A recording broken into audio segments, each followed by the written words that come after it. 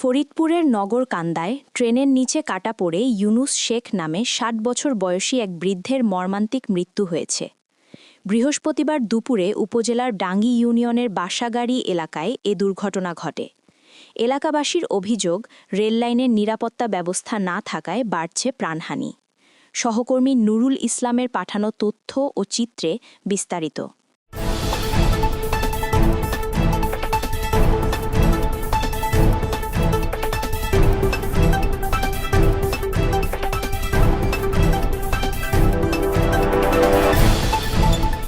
চারদিকে স্বজনদের আহাজারি আর গ্রামবাসীর ভিড়। মুহূর্তের অসতর্কতায় নিভে গেল একটি প্রাণ। ফরিদপুরের নগরকান্দার ডাঙ্গি ইউনিয়নের বাসাগাড়ি গ্রাম এখন শোকাতুর। বৃহস্পতিবার দুপুর আনুমানিক 12:30 বাসাগাড়ি এলাকায় রেললাইন পার হচ্ছিলেন ৬০ বছর বয়সী বৃদ্ধ খইয়া গ্রামের ইউনুস শেখ। এই সময় দ্রুতগতিতে আসা একটি ট্রেনের নিচে পড়ে ঘটনাস্থলেই দ্বিখণ্ডিত হয়ে যান তিনি। তবে এই মৃত্যুকে কেবল দুর্ঘটনা মানতে নারাজ স্থানীয়রা। তাদের দাবি, জনবসতিপূর্ণ এই এলাকায় রেললাইনের কোনো নিরাপত্তা বেষ্টনী কিংবা সতর্ক সংকেত নেই।